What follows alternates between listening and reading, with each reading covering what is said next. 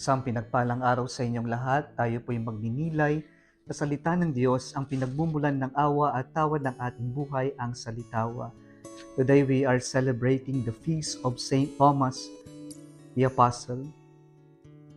Tampok po sa ating ebanghelyo ngayon ang pagtatagpo ni Santo Tomas, Apostol, at ng ating Panginoong Hesukristo na muling nabuhay.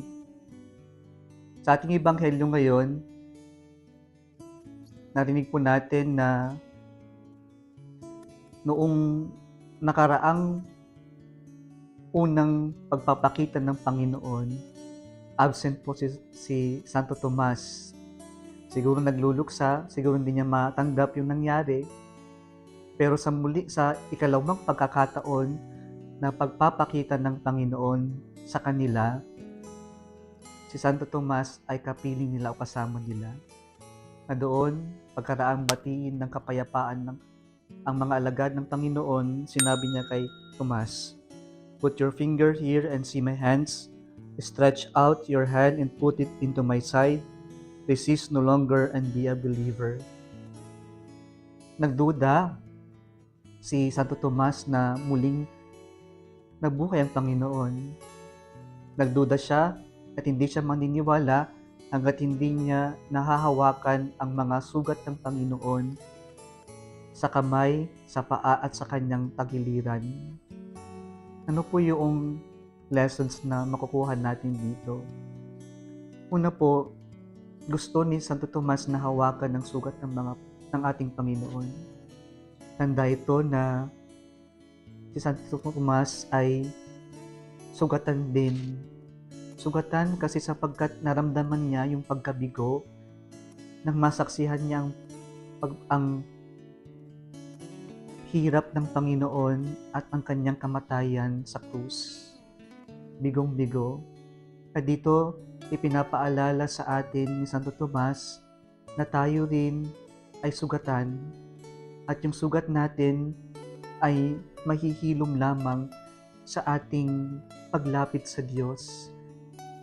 Sa Diyos na nagpakasakit, namatay at muling nabuhay. By His wounds, we are healed. Pangalawa po, sa kabila ng pagdududa ni Santo Tomas, yung pagdududa niya ay humantong sa malalim na pananalig sa Diyos. Nang makita niya si Jesus na muling nabuhay, paano po niya tinawag, "My Lord and my God"? Inaddress niya si Jesus bilang Diyos. Isang pagpapakita, pagpapahayag ng pananampalataya. Kaya po mga kapatid, sa buhay natin, we see God despite of our woundedness or our wounds in life. We can experience and see God because of our faith. Hindi man physical, pero si Jesus mismo yung nakikita natin, but through our faith, we see and experience God through our experiences, to the people around us, to the kindness of people around us. Makikita at kapiling natin ng Diyos sa ating pananampalataya. Kaya kahit na ano po pang hirap sa buhay natin, kapag mayroon tayong pananampalataya sa Diyos, alam natin na kasama natin siya. Alam natin na kasama natin ang Diyos na tumatahak sa lahat ng ating mga pinagdaranan sa buhay. Sa lahat ng mga suliranin sa buhay natin, kapiling natin ng Diyos. At pahintulutan natin ang Diyos na hilumin tayo sa ating mga sugat ng nakaraan o sugat na hindi pa natin nare-resolve sa ating buhay. O yung mga pagkakataon na nahihirapan tayong magpatawad, hayaan natin ng Diyos sasamahan niya tayo sa ating mga sugat. Sa ating unang pagbasa ngayon mula sa sulat ni San Pablo sa mga taga-Efeso, dito ipinapakita yung kahalagahan din ng pananampalataya.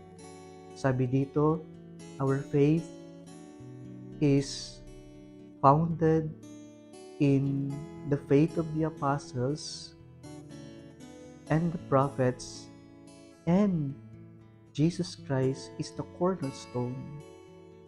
Kaya po napakahalaga na yung membership natin is founded in our faith